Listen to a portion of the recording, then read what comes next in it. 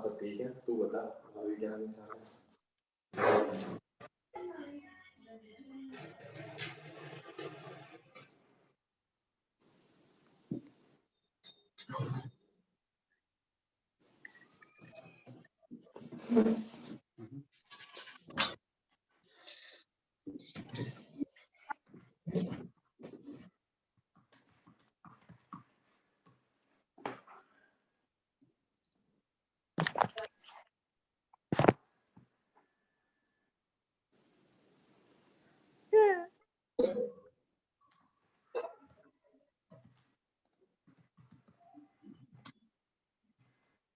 It's keep up to you, but this is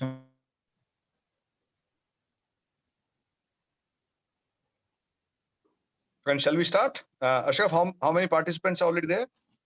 Yeah, we are at 38 now. Okay, so I think time to start. Probably we must start, or should we wait for one more minute? Okay, let's wait. We just wait for one more minute and then we start. Yep.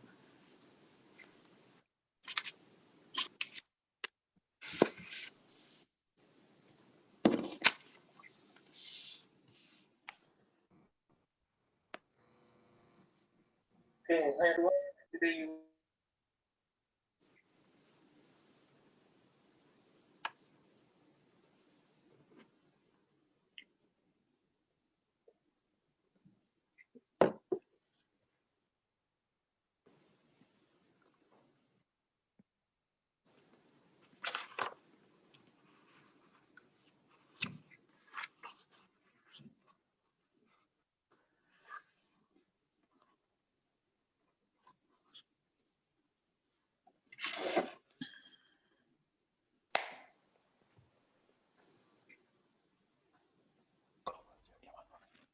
Okay, welcome. Good afternoon, good evening to all the friends, whoever is participating from India, from Europe, to our first webinar that we are holding on doing business in the Netherlands, entrepreneurship in the Netherlands. Friends, a very warm welcome to all of you for 2021. Last year was a year of challenges for all of us. The global pandemic has hurted the entire world community at large and very severely. The way looks now in 2021, I think the world will recover heavily this year. And this year would be a year of a bounce back for all the people across the board. So with this hope, with this positivity, I would like to wish all of you a very warm, very nice, very good year, health-wise, prosperity-wise, to all of you. I would request, I think, Ashraf, to please make sure that people people are on mute. I request everyone to be on mute for the webinar to make sure everyone is audible, the speakers are audible. Thank you. So friends, a very warm welcome for the new year. It gives me immense pleasure and delight to welcome you all, albeit virtually. Idea was that every year we do the new year reception of ICAI in a physical format where we enjoy, with friends over drinks and do new year reception. But unfortunately, like all the last events of the last year, I would say, we have to do this event also, online. But I'm sure very soon, we will be able to have a face-to-face interaction and a face-to-face meetings and webinar the way the live events, the way we used to do in past.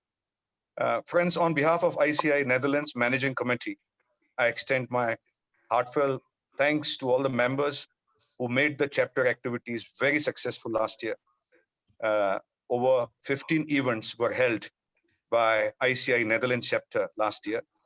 And this year, we expect to host 15 to 20 events.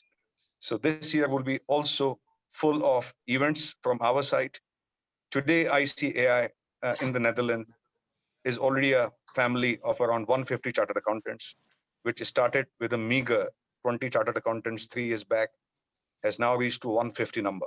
So it's a magical number. The strength of chartered accountants in Netherlands is growing very, very fast. And we are very delighted to see the growing family in the Netherlands. Friends, in terms of development, what we did last year, the ICAI, one of the major achievements for ICAI was getting MOU signed with VRC.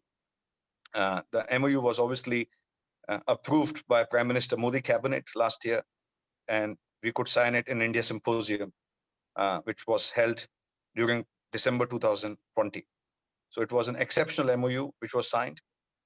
On addition to that, as I said, over 15 events were organized. There is a lot of active engagement of Indian chartered accountants in promoting the India-Netherlands business. Friends, as you all know, the Netherlands and India business is at its peak as of now. It's already at 7 billion euros. And in times to come, given the situation of Brexit also, the business dynamics between the two countries is only set to touch new heights.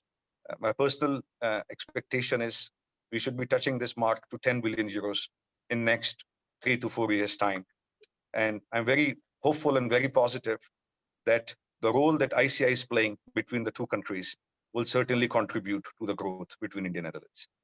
Friends, one very important development I would like to share with you on behalf of the CA fraternity, on behalf of the ICI, is that last year, Ministry of External Affairs has given the same status to ICI as of FICCI and CII, which are the large chamber of commerce from India.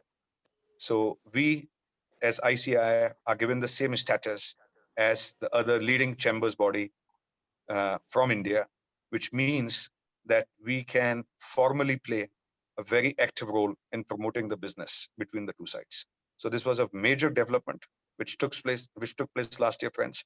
And with this recognition, the role that we are playing today, working together with Indian Embassy and Dutch Embassy, is that we will obviously take the business, we will be instrumental in taking this business to next level. We have recently have a new Indian ambassador, Mr. Rawatji, who has just joined in the Netherlands. We will be having a call with him next week to see how, in what collaboration with Indian Embassy, we can further escalate the business. So friends, without taking further on this topic, I again extend a heartfelt welcome to all of you. I'm sure there are a number of people who are attending this webinar. About this webinar, friends, it's very important that often we have got questions on how can a small business be set up in the Netherlands? How can a one-person company be set up in the Netherlands? We always generally in past have seen a trend where large companies have come and set up their businesses in the Netherlands. But today we are at a point where there are small entrepreneurs which also wants to set up into the Netherlands. There are a lot of professionals, a lot of entrepreneurs which are in Netherlands which wants to set it up, but they don't know how to set it up, how to go about it, what is the structure, what is the time frame, what are the legalities involved, what are the modalities involved in setting it up. So this has been a topic of a very important interest to us, and repeatedly we have been receiving a lot of inquiries about this subject. So we thought as a chapter, the first event for this year, we should be keeping on doing business in the Netherlands, or to put it simply, doing entrepreneurship or promoting entrepreneurship in the Netherlands, and explaining how individual entrepreneurs can set up their businesses in the Dutch market. So friends, the whole webinar today is about setting up of a one-person company in the Netherlands. It is called as ZZP. So our speaker is going to take us through as to what is ZZP, how does it differentiates with the Dutch private limited company, which we call as a BV, what is the difference, how to set it up. So you will see all the topics being covered by our speaker. To address this event with us, friends, we have an eminent speaker and a tax expert from HLG Accountants. I welcome Mr. Carlos Apapoe on the webinar. Carlos, great welcome, a warm welcome to you.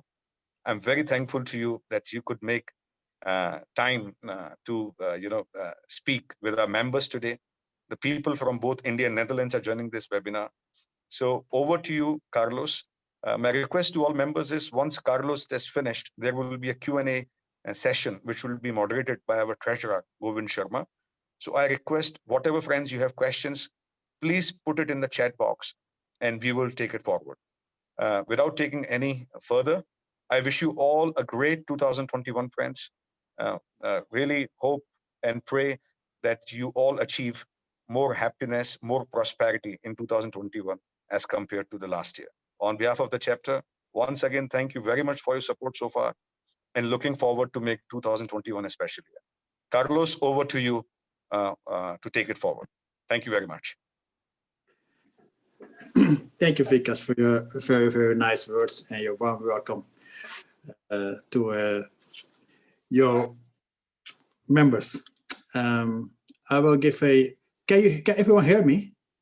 Yes, we can hear you. Great. Yeah. Okay. Before I start, going into that, I just wanted to say a big thank you to the board inviting me, asking me for doing this, and also to my colleague Ashraf, who is I work closely with within our firm HLG here in Leusden. For your reference, HLG, I will not promote HLG. We are just a boutique firm, accounting firm in the field of accounting, tax, audits, and corporate finance, M&A, valuation, and so on and so on. I've been in the business for almost 24 years. So I've seen lots of things changing in the Netherlands, happened in the Netherlands with respect to how business forms have transformed. We have new forms of businesses. And also I've seen lots of, people from abroad coming into the Netherlands and doing business. Ashraf, can you go to the next slide, please? Okay, what I will do today is to give you an insight of the business forms that do exist in the Netherlands, and also which one are more favorable and for what reason, and when one is needed, to make sure that you benefit from our tax system, also being compliant with our civil code. Most of you, like what Vikas said, it should be maybe a one-person business, or maybe later on it can grow, or depends on kind of business that you have, or one may have maybe services, because we are accountants, meaning we are in the service industry, but also one may have ideas to selling goods, or so on. I will make a small note about that if you want to do that kind of business as well. Our business forms in the Netherlands, what do we have? We have like the proprietorship, which is the one-person company. We call it in Dutch eenmanszaak, and I will try to avoid Dutch language as much as possible. And also the eenmanszaak is...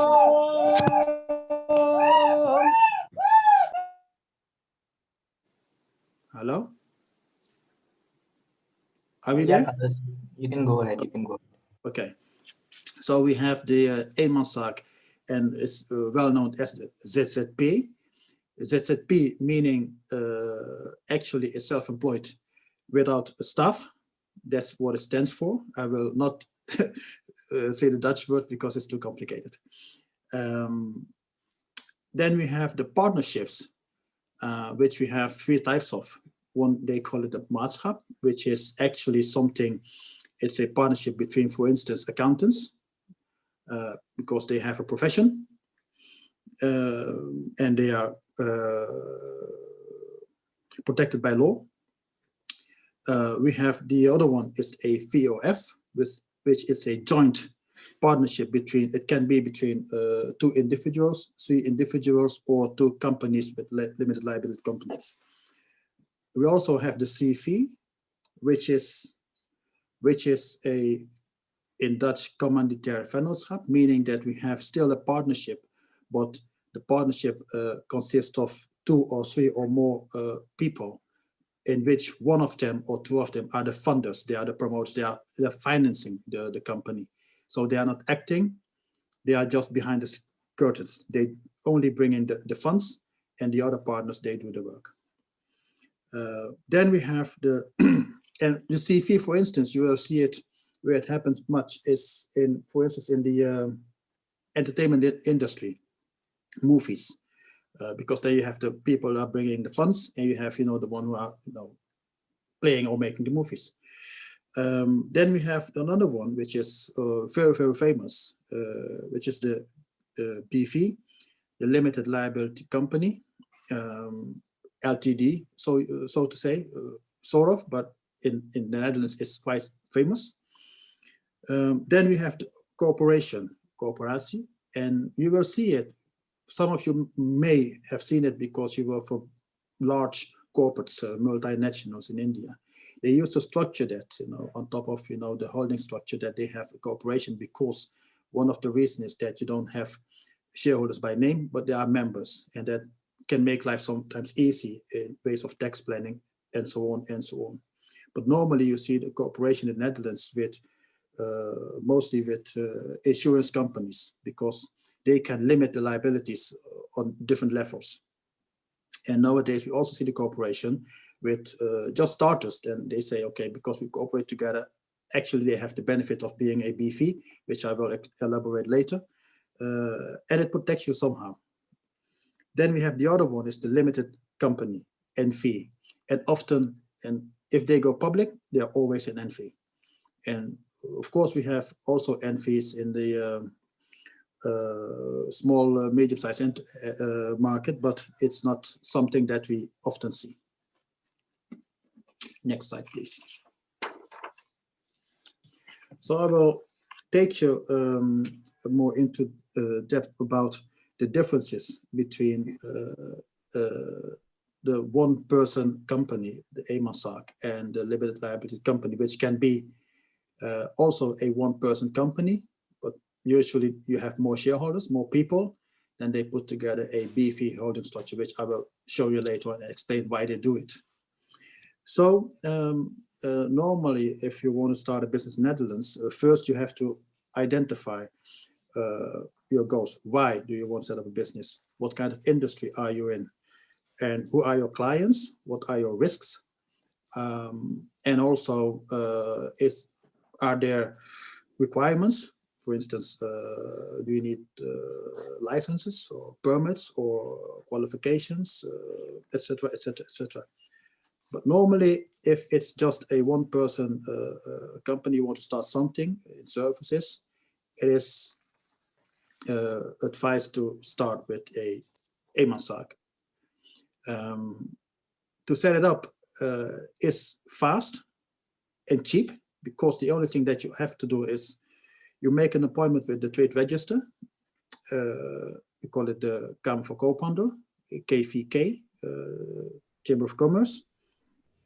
And then you easily go there, you take with you your passport or ID, and then they will help you, and then you just set up your company. Easy, cheap, because you do not need any third party to assist. It's only you yourself. You go to the trade register and you register the company or the firm. Secondly is the compliance costs are limited, because in a eenmanszaak, you only have to file your income tax return. So there's no necessity to have a financial statement in full that complies to the civil code. Of course, you need the balance sheet and the P&L, but it's actually only to file your income tax return. But on the other hand, because it's transparent, you have your liabilities are unlimited actually, because everything that you own or you gain or you lose within the eenmanszaak, they are directly connected to you as a person, as an individual in the Dutch civil code. And also for the tax authorities, it's you, yourself, and the company are the same. But on the other hand, there are much of tax allowances, because the Dutch administration, they in the past, and still they do stimulate entrepreneurship.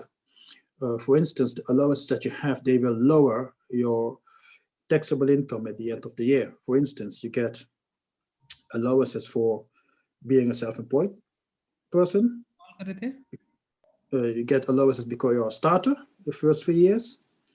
I don't want to make it too technical, but those two, the self-employed benefit allowance and the starter allowance is altogether for 2021 approximately 9,000 euros.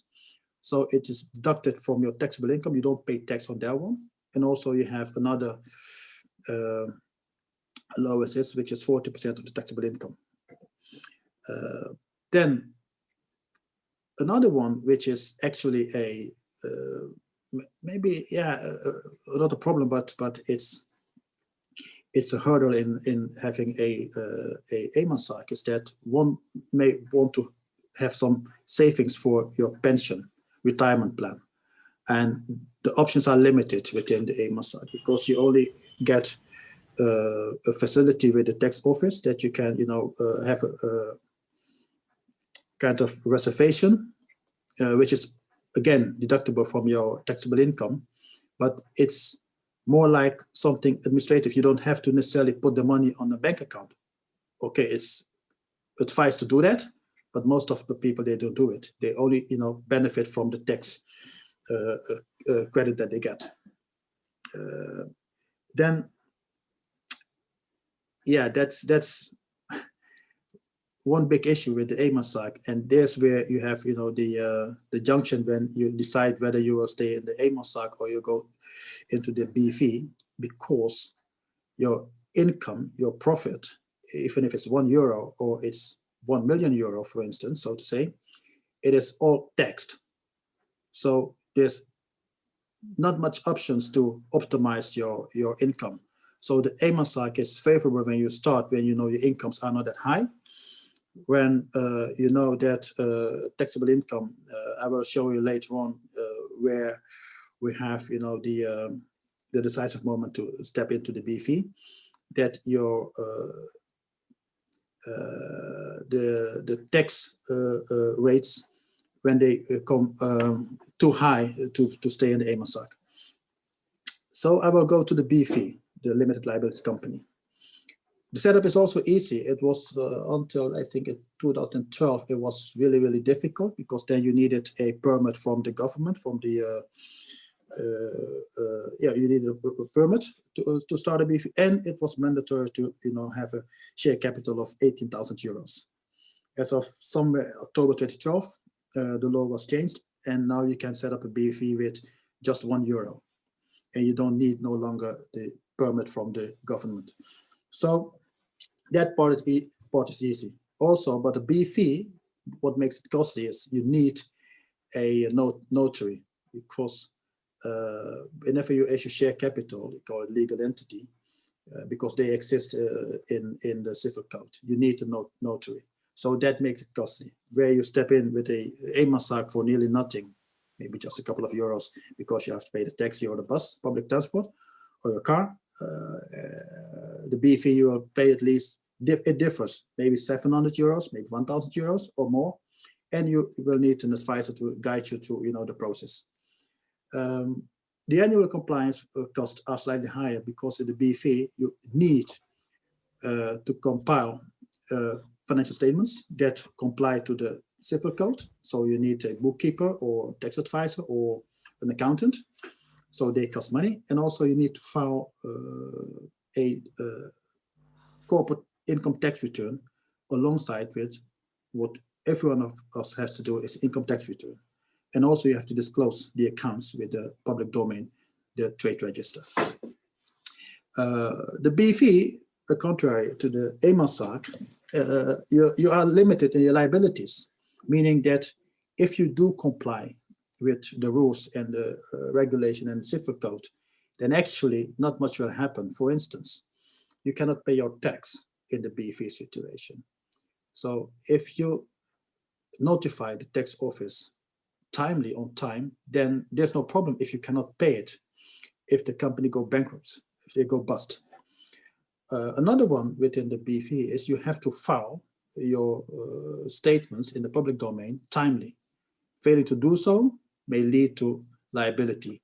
And the liability means that it's not limited to the share capital in the BV, but also in private. So they can come into your private life. Another one which is in the BV, which is not so nice, is that you need to have a salary. It's mandatory to have a minimum salary. And that's something the tax office is saying. But it only applies if you have, they call it actually the DGA, meaning actually the majority shareholder.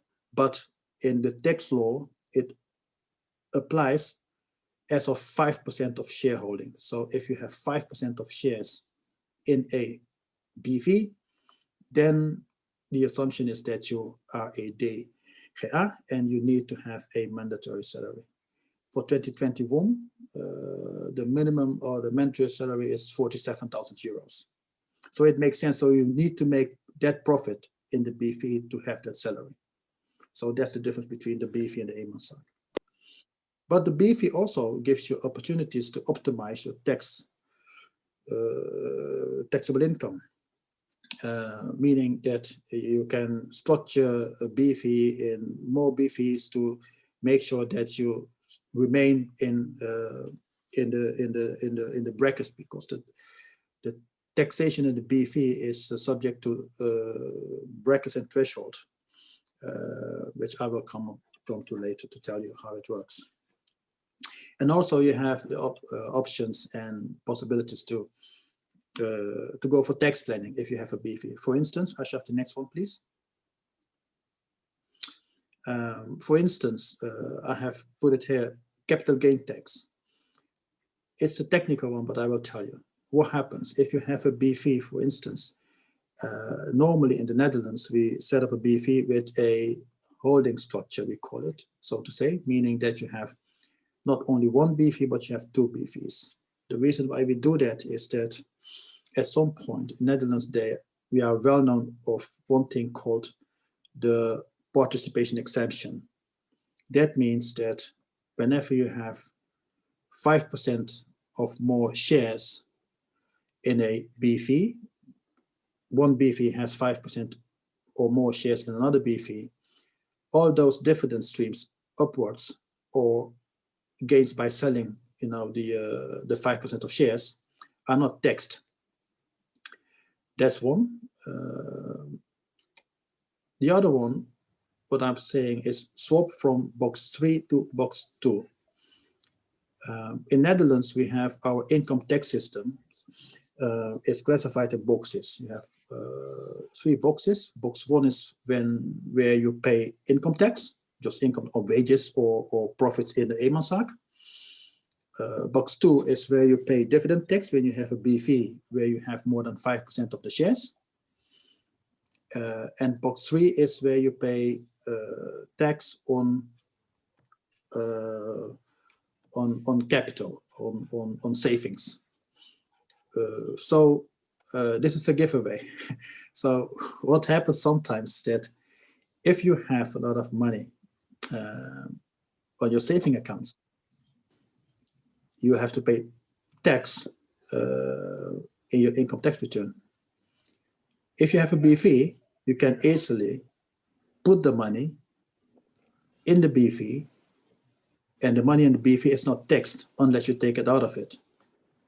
And in this case, if you do that, then you will save the tax in box 3, which is the tax on your savings, and you put that money in the BV, and there's free without tax. Only the tax you pay is if you have income on the basis of interest and so on and so on. But that's more about tax planning. Ashraf, next slide, please. Okay, let me put it straight. It's not my intention to have all of you to go into the BV, but I'll give you the benefits of the BVs and the downside compared to the eenmanszaak, which is actually easy in the eenmanszaak, because as long as you have a certain amount of income, the eenmanszaak will be beneficial. But it's about the risk and the liabilities and the limitations that you have in ways of tax planning. That's why I do explain the BV. And I will show you why the BV can be interesting for you. Okay, why the BV? I told you already, limitation of liabilities. Liabilities can be on the level of civil code. For instance, that you work, you have an engagement with whoever, contractor, and you enter in troubles. As long as the BV is the one who has the contract, and the director, as I said before, complies to the law, then if the BV ends up in troubles and go bankrupt, then the directors or the shareholders will not be harmed. Another one is a risk that you may have is taxation. For instance, what I said, if out of your hands something happened with the company that you cannot no longer pay the taxes, but you did comply to the rules, then still you are okay in the BV. Whilst if it's in the eenmanszaak, it is something, a liability that will stay with you anyway, because you are the person, the individual who has the liabilities, so it will remain. Another one is the difference in tax rates in the BV. The BV has two things. You are paying profit tax, which we call corporation income tax. That's on the operating profit. EBT for financials, earnings for tax. But then the remainders of that is adding to your reserve capitals, which is money's reserves for dividends. And when you take out that money out of the BV, then you pay dividend tax. So there's a timing issue, or not the issue, it's a timing thing that you have to, have benefits from your monies that remains in the BV. Whilst when it's the eenmanszaak, like I said in the second slide, you do pay tax on all your profits. What we also see is with the BV, you can create a holding structure, as I said, the participation exemption, meaning that you can defer tax. And you can defer tax on dividends, you can defer tax on capital gains by selling the shares, when you sell the shares. I told you already about the tax savings, meaning box 3 to box 2, but also optimize your personal income tax. For instance, you have one personal company and your profit is 100,000 euros. Yeah, I will come later back to the question about setting up BV to the ZZP. I will show you later.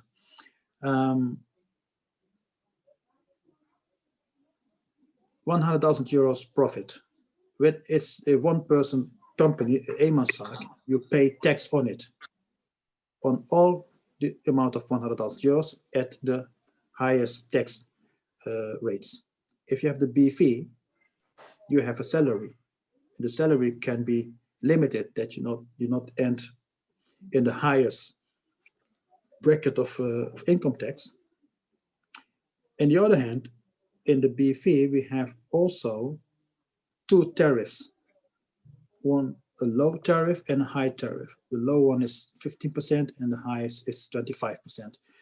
And 25% begins for 2021 at 245,000 euros, meaning if you want to optimize, you'll get a salary that is comparable to maybe other directors.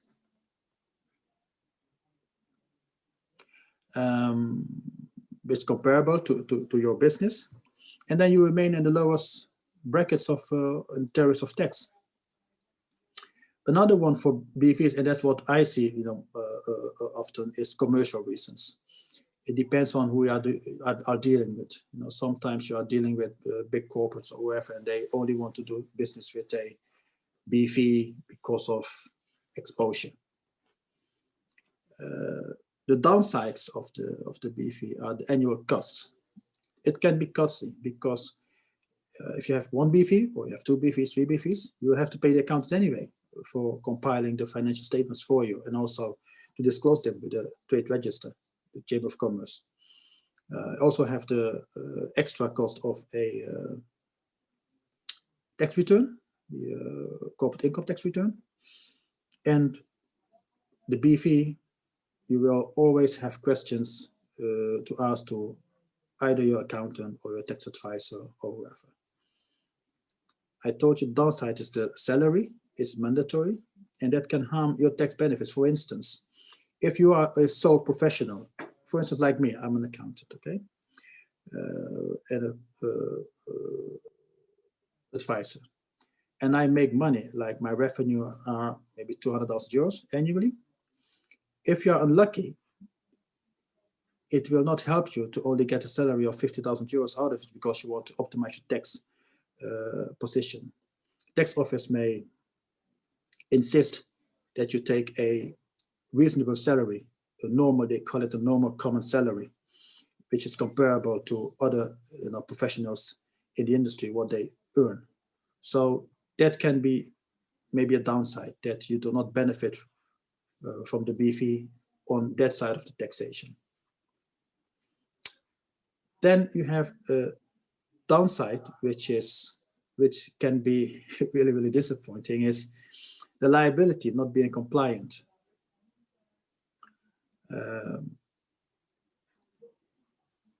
If you are not compliant with the law, you do not comply, for instance, you do not file your returns, then you may end up even in prison if you do not do that. But that's then, you have not filed for a long time and they have chased after you and you're not listening. But normally it will end up with fines. And another one, a downside, which is something that has become enforced last September, is the UBO registration. UBO is, I think you all know that, the ultimate beneficial owner, meaning that it's something that is in the public domain. Everyone can see and know who are the owners, or at least the persons who have 25% or more shares in a BV. It's something that you may not want. So that's one of the downsides of the BV. Ashraf, next one, please. What I have here is, I will give you a small background about why the BV is, the holding structure is so very famous in the Netherlands. If you look at the top structure, then you see one shareholder. So what we normally do when we advise, if you want to go from a one-person company, which is the eenmanszaak, because of tax reason or because of commercial reasons, because of liabilities, then normally you will see that they will advise to have one holding company and one operating company. And the reason for that is what I told you before about the participation exemption that you have. Meaning, if the operating company is distributing dividends to the holding company, there is no tax. If the holding company sells shares, or all shares or part of the shares in the operating company, no tax on the capital gains. That's why you will see often that they will say, if you start with a BV construction, it's advisable to have a holding company and a opening company. Okay. I just saw one question of Ashraf, please go back, please, if you want to.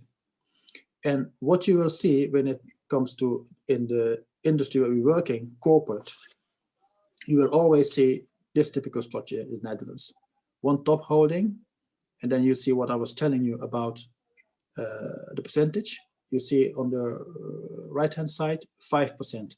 That's the minimum requirement to benefit from the participation exemption. So whenever you go in the Netherlands, you will quite often see that there's a holding structure with all those open company underneath of it. Next slide, please.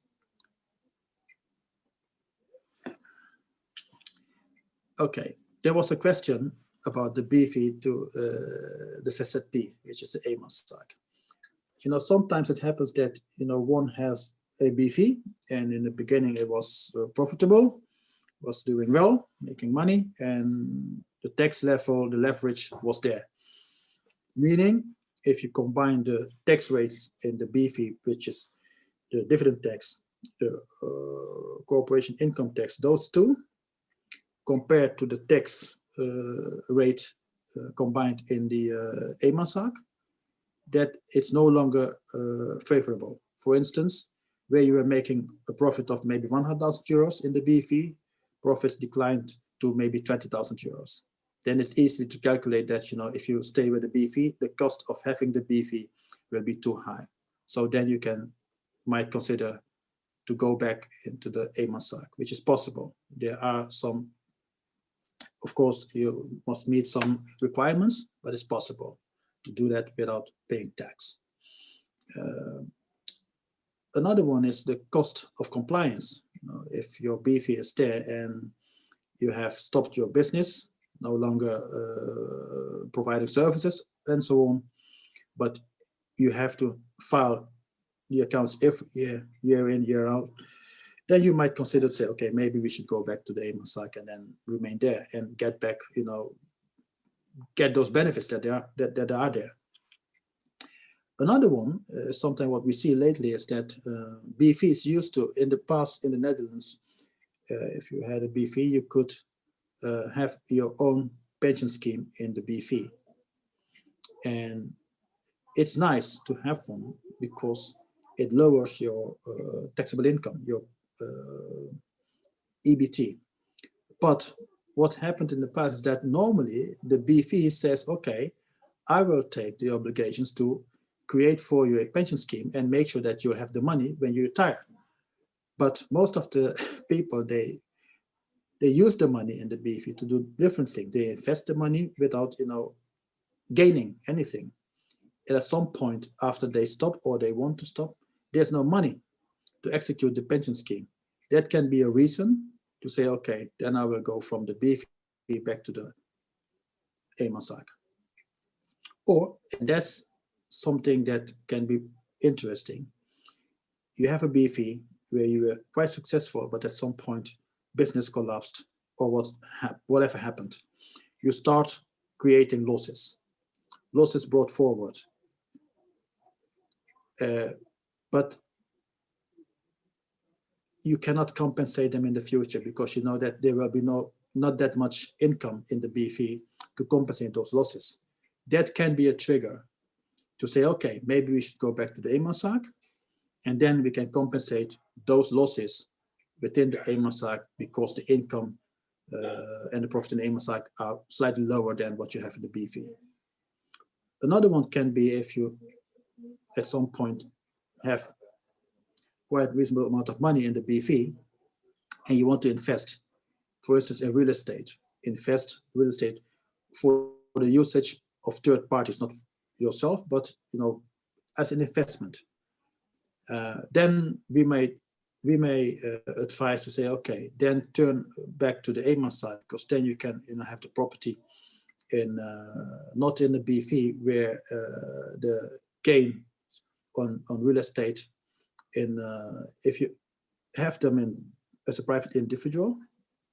If you go back to the boxes I was telling you, box 1, box 2, box 3, then you will end up in box 1. And if you exploit the real estate to third parties, then the incomes are not taxed on the circumstances, but also the gains are not taxed. So that can be a reason to turn back out of the B fee to the eenmanszaak.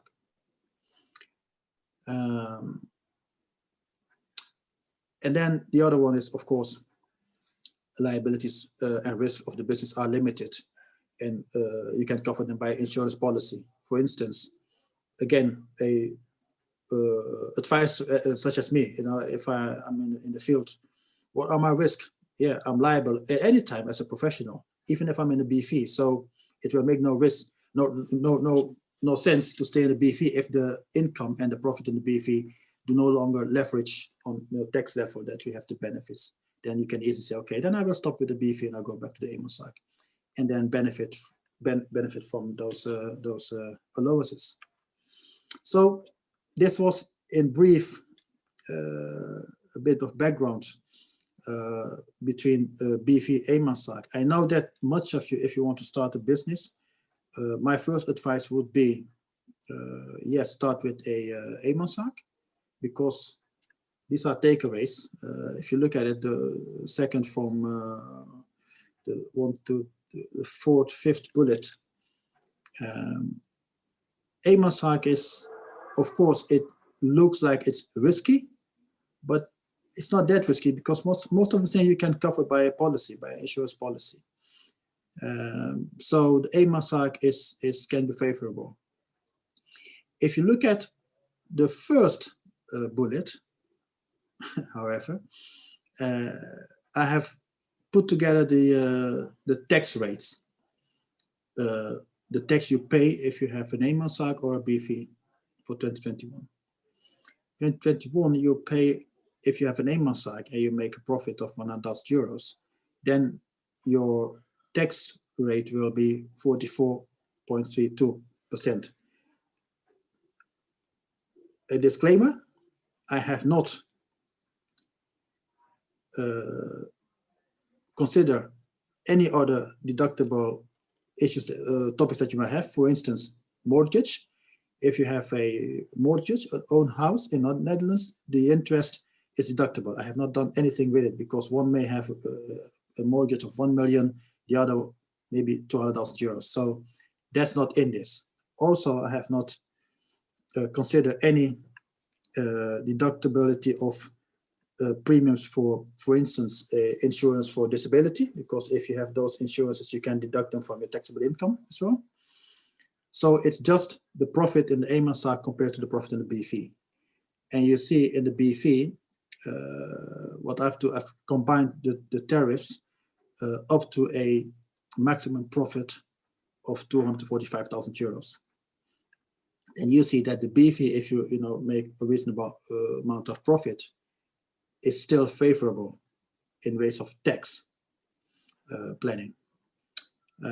Another one for you to know, just to know, if you don't have a BV, but someone wants to have you, participate in his or her BV to be a shareholder, and you do not want to pay dividend tax, make sure you do not have more than 5% of shares. So you should stay beneath 5%, then you do not have any dividend tax. Another takeaway for you guys, I have not displayed that one, but what we also do is we optimize BV and a partnership. It's quite technical, but to say it in simple words, we do combine the risk within, for instance, a partnership.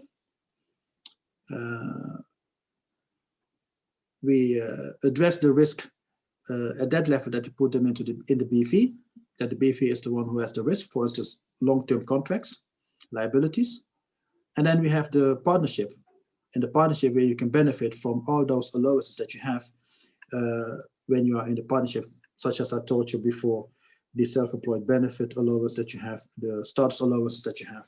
So we combine it, and then that makes it really good fun, because then we can drop down the tax rates to maybe 30% only, maybe to 25%, depends on.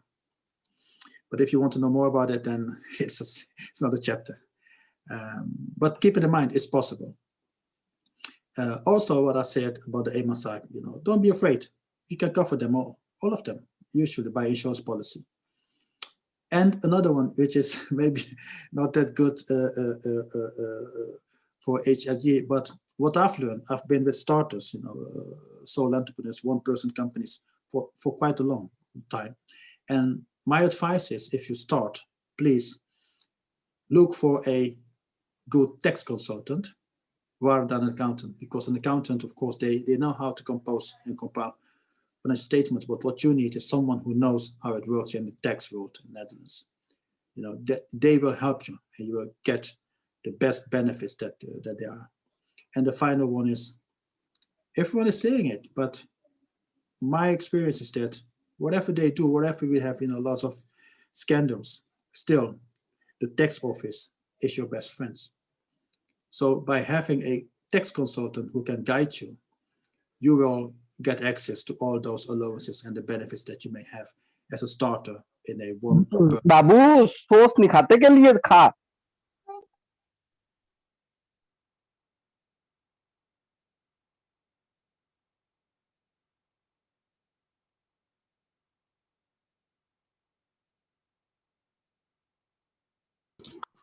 Okay, yeah, Carlos, hello? please. Yeah, yeah, Carlos, please continue. Okay, no, what I said, the last one is,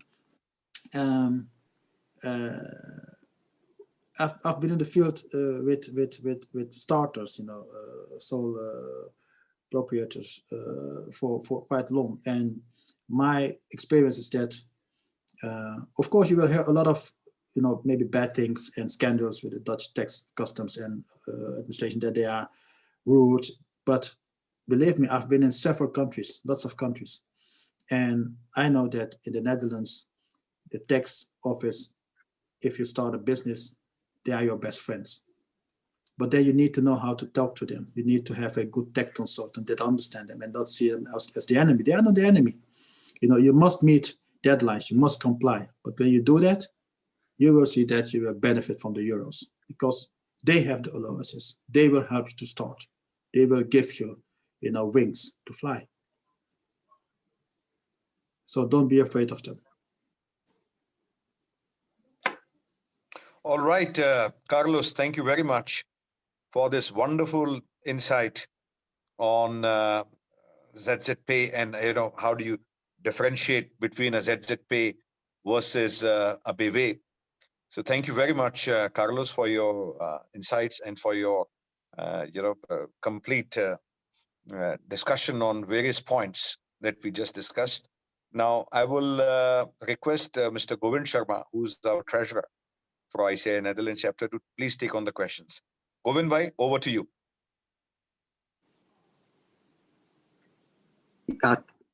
Thanks, Vikas ji. In parallel, if you can make me a host also, then I can share my screen. It will be easy for Carlos also to go Ashok bhai, please do that. Just a moment.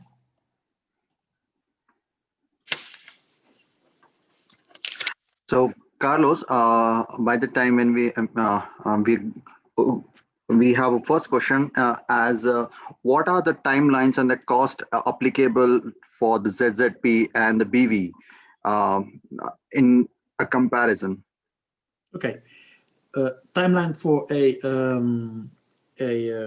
ZZP, the one-person company, is you simply take the phone or you send an email to the Chamber of Commerce, and then you have an appointment, which may take maybe 1 week, 2 weeks, or maybe 1 day, and you go there, and within a split second, it's there. So you only have to go there with your identification, identify yourself, you need to have a name for the company, and that's it. And the cost, your time. Are you still there? Yeah. Okay. And that is for the EMA-SAC, okay? For the BV, it's different because you need a notary, right? But still, it can be handled in maybe 2 days, 1 day, 2 days, 3 days maximum. Okay. Because what they will do, they will draw up the deed of incorporation. We call it the statutes, or we call it the memorandum. And it will be there, and you review, or your consultant reviews with you as well. And you say it's okay. And you have to put the share capital, which can be €1, maybe even 10 euro cents if you want to. Okay. And it's there. And then you have the BV, and the cost estimation, I think what I said, it can be, depends on, who. Sometimes you have like cheaper, cheapest. You should, I should say, you would want to have the cheapest, but then it can start maybe €500, €700, €1,000. Then you have it, maybe €1,500, because it depends if it's something that they have to translate, of an unofficial translation. Then of course you'll have the Dutch deed, because the deed needs to be in Dutch language, official deed, and then they have to translate also in English. So that might make it a bit more expensive. Okay, so that's a part of the initial setup cost. And what about the annual compliance cost for the both of them? It depends on who should advise it. If you are with an accounting firm like us, it should be, I'm sure of that, a bit more expensive than if you go to just a bookkeeper, around the corner. But normally I think that your annual cost will be the financial statements. Now, approximately maybe between 1,000 and 1,500 euros for the one person company. If it's with a more mature accounting firm, it can be maybe up to 2,000, 2,500. And for the BV, you should think about between 2,500 and 5, I think, annually. If not of invoices, because if it's a service provider, then you might have maybe 12 invoices, sales invoices, maybe more, but not hundreds. Okay. Thanks for the input. In one of the slides, you mentioned that the mandatory salary can harm to the tax benefit of BV, and it was shown as one of the disadvantage. What is the reason for that? Because, for instance, if you have the mandatory salary is 47,000 euros, okay? That's what the tax office said, if you have the BV, okay? But suppose, for instance, it's just a calculation. You have a profit of 100,000 euros in the BV, okay? And you can take out the mandatory salary, which is 47. Then, are you still there? Yeah. Okay, then you might be happy because then this 47,000 euros is still in the lower bracket of the income tax rates, okay? But the tax office can say, if you are an accountant, they can say, by the way, your revenues, you have only 1 or 2 clients, and actually your income is actually your salary, because your profession is being an accountant. And they can say, we will compare with the salary of another accountant on the same level, in the same field, same area. And they may come up saying, okay, your salary needs to be at least 70% of the revenue. Okay? That can happen. And there's where you lose, you will lose the benefit. Got it. Thanks. Higher total. Okay? Yeah. Thanks for clarifying that point. Next one is if someone already has a ZZP, can they convert into BV? Yeah, sure. That happens. It happens often, because when what happens is that if you are in the ZZP situation, the one-person company, then for several reasons you may want to put it because of liabilities, because your clients are getting nasty, or the business is growing, the profits are increasing, where your leverage, being a one-person company in the income tax regime, is no longer favorable. Then you may want to put it into the BV, and then you can swap the eenmanszaak, the ZZP, into a BV easily. Of course, you will need a notary, because again, if you want to set up a BV, issue a share capital, because the BV is a legal entity in the Dutch civil. It's mandatory by law that a notary at civil law should create the BV. And there's where you end up with a cost. And also you might need an accountant, or at least a professional, to help you with the description of the assets that are being brought into the BV. They need to be at fair value, but that's not a big problem. It's more about the notary that you need and the consultant to help you to convert the BV into the ZZP into a BV. Yeah. Okay. Yeah, and the name can say stay the same, or we have to change it? No, you don't have to change it, as long as it doesn't conflict or compete with other names that are already registered in the Chamber of Commerce. But normally, if you put it, you swap your ZZP into a BV, you may want to use the same name, and the name of the ZZP is already there with the trade register. Okay, sure. And in respect of the liability insurance, one of the very simple question is like, is personal liability insurance a cover that, or we need to have a additional insurance here? Again? If you see on the screen, do we have to take any new insurance for the liability coverage in addition to the personal liability for ZZP business? It depends on, because normally it's about the insurance company. Normally they will, if you are a ZZP, they will, you have different insurance that are applicable for ZZP. Actually, not that much. Okay. It's lately that, you know, the government start to promote that ZZP, they must be protected by insurance companies as well. Because one of the reasons is that what I said, ZZP is actually, you are still, for the civil code, a private individual who is owning a company. Mhm. Okay. Whilst the BV is a separate legal person, entity in the civil code. So it's easier for insurance brokers to say, okay, we have an insurance that is strictly for BVs or legal entity, or we have insurance for private individuals that are protected by law. So they are hesitant to convert those insurance policies easily. But yeah, you can. I don't know. I'm not that expert. Yeah. So we can check with the insurance if they have any specific coverage for the ZZP or BV separately, Yeah. right? Normally, what you will see that they will have. It's something that it's nowadays sort of hot topic that the government wants to enforce ZZP to have insurance policy, for instance, for disability, because they don't have it. Okay. Yeah. So that's something that they want them to have. Also, another one is liabilities towards third parties. How to cover that? Because you are, what kind of insurance do you need? So it's improving the situation of Yeah. Got it. So considering the time, I will run a little bit. One of the question is like, do we have to have mandatorily 3 clients per year under ZZP? It's a good question.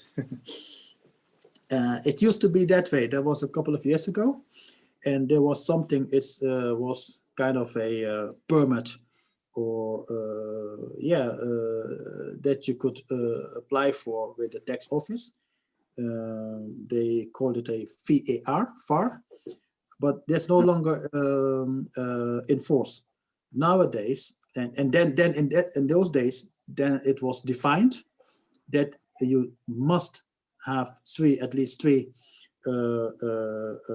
clients, so to say, to be qualified as a self-employed ZZP. But currently, the government has, for different industries, they have some models, some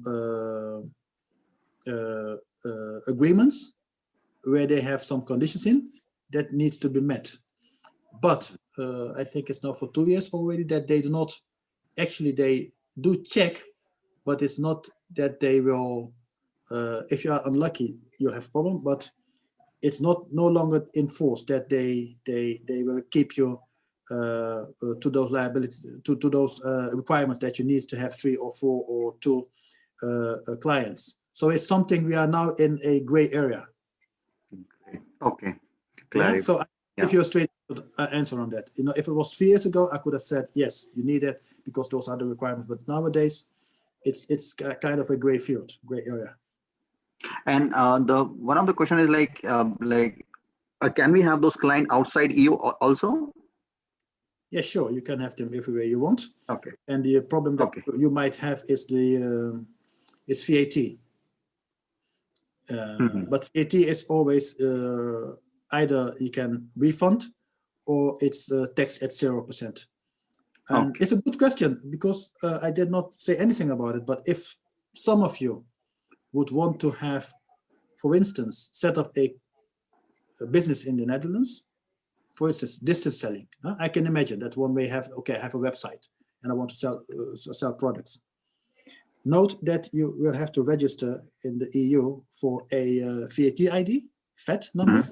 Yeah. Plus, you need a EORI, EORI number, which is actually it's the first part of your VAT ID, but you need to register that one so that you can trade within the EU or also the EU. Yeah. Okay, got it. Thanks for this very valuable insight. Next question is like, if we have a branch office already available from of a foreign company, can we convert that into the BV?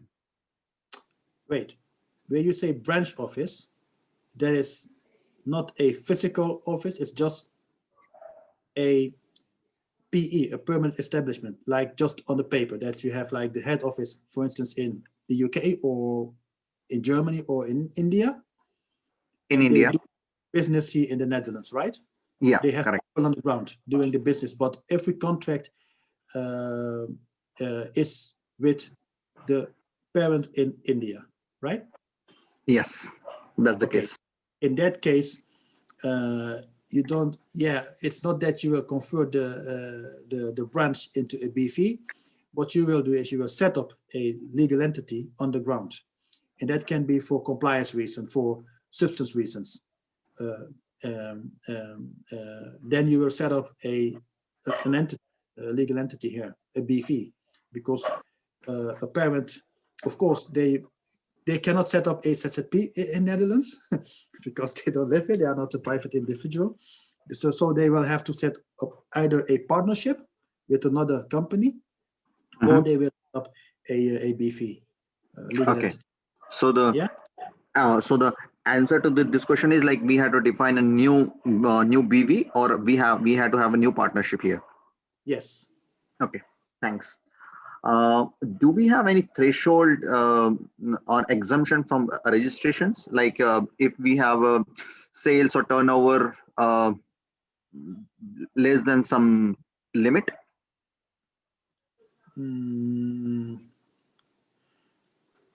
No. Okay. Okay. Fine. I think this we have already answered, so I can skip this one. Do we have any possibility like we can start the home business, and for the home business, like it's a very specific question, like if we are importing some stuff from India and trying to sell in Netherlands with a very capped expectation of the sales side, what kind of license or permit we should choose? Like, is it BV is a option to consider here? Okay, to understand. So you have a parent, you have a company in India, right? Business in India. They want to sell goods in Netherlands. Maybe not in India. We are just doing a trading and purchasing from India and going to sell in Netherlands. Ah, I see. Okay, so it's actually, you are here, for instance, me, myself, okay? I'm here in Netherlands, and I say, okay, I know some people in India, they have good business, and they have good products, and I see a market in Netherlands. I want to import the goods and sell them in Netherlands. That's what you say? Correct. Okay, and the question is? If we don't have like any limits here, I think it's a follow-on question from the previous one, that if we don't have a more turnover, then what should be the license of a permit is required? So I believe like the answer would be we must have to get registered, but we have to choose which is the best option from BV or ZZP, but BV may prevail. I think that yes, you might want to have something on the ground for more reasons. One, it's not because the person who is here in the Netherlands, you can do it as a ZZP or BV, but those depends on the risk, depends on the profit, taxable, the leverage. That's the question. Yeah. So it's that you need to have a BV or a eenmanszaak or the ZZP, but if the revenues and the anticipated profit are low, then it's likewise that it's more likely that you will have a ZZP. And then you'll have to look at your risk and see if you can cover those with an insurance policy. And Correct. the only you need is you have to have a registration, what I said, with the tax office for your VAT ID, meaning you are a ZZP, plus you need to have the AORI number I told you. Yeah. And if you have other licenses that are required or permits, depends on the kind of goods. Because if you want to import medicines or drugs, I think it's something different than importing, like, you know, shoes or commodities or whatever. Understood. Yeah. Thanks. Next question, I think we have already captured in the next slide there previously. So I will move to the next one. Do we need any special licenses for importing of food items if we are registered as a ZZP? That's a question I think I cannot answer that because it's a bit beyond my my expertise. Okay. So Sure. because you're talking about goods, okay? Normally I would have said no, but it depends again on what kind of good, what kind of goods, what kind of, you know, food. Normally, Maybe, for example, like packaged foods. Yeah, I know, because if you want to bring in those goods, then you have at least, you will have to notify with the government. They call it the Dutch, the Netherlands Voedselautoriteit, which they are about importing, you know, foods and beverages and so on into the Netherlands, because they will have to check whether if you want to bring in those kinds of things in the EU, sure, you'll have to register. Sure, you'll have to have some licenses, I think, or it needs permits. But again, if you can address or write that question, send it to me. I will discuss with another expert within the firm to give a proper answer. Okay. Because it's not just about tax; it's more about you know, food and. Correct. So it's like a import business regulations across the borders. Agree on that part. I'll move to the last question for this session is like about the director wages for the BV. How much is the minimum annual salary? Is it 46,000? 47. 47. Okay. 2021. So that is a. Yeah, please go ahead. It was 46 last year, and this year is 47. That's the minimum normal common salary for a director, but only for a director who holds 5% or more shares in the company, in the BV. Okay. Okay. And then again, that is just something that they say. But of course, what I was telling you in one of the previous questions, if you are unlucky, the tax office will compare, say, okay, you are director of this company, but that company, your neighbor, they do the same business, and the director has a salary of maybe 100,000 euros. Or within your firm, your company, you have a BV with staff. So your salary will be at least at the level of your highest, the most expensive staff that you have. So the director's salary normally cannot be lower than the salary of the highest paid staff. Okay, great. That so is we have theory. That's the theory, right? yeah. Got it. Okay. Thanks, Carlos, again for answering all the questions very detailed and specifically. I think all the participants got their answers and happy with that. I will like to complete this section and send it over to Vikas ji. Thank you, Govind bhai. Carlos, once again, extremely grateful to you for making this session so interactive, so informative, and so useful. I mean, we almost had around 90 plus participants, you know, at certain point, it was almost, you know, 87, 88, but there were 7-8 people who came in, who went out. So maybe, you know, we're already talking of around 100 people who would have attended today's event. So this clearly shows the level of significance and the importance that people hold with this topic. And as I said, this is very important and very useful topic for the people who wants to do business in Netherlands, being a one-person company, being an entrepreneur. So again, once again, Carlos, thank you very much for brilliantly explaining and giving a detailed insight on this very complex topic, which you make it very simple, very easy. Thank you once again. And on behalf of the chapter, I would like to put a round of applause to your session, and look forward to interacting more with you in webinars to come. Yep. And ladies and gentlemen, thank you very much to all of you for attending this webinar and making this super successful. We will shortly come back to you with a series of our next webinars that we'll be holding in months to come. Looking forward to interact with you more this year, and soon I'm sure we will physically meet with each other. With this, I take your leave and wish you all a very nice afternoon. Stay safe, stay healthy, and sure, stay vaccinated this year. Best wishes. Thank you once again, and best wishes for 2021. Thanks, Carlos. Thank you, everyone. Thank you. Take care. Thank you. Bye-bye. Thank you. Thank you, guys. Bye-bye. Thanks, Carlos. Thank you, everyone. Thanks, everyone. Yes. Thanks. Bye. Bye. Thank you.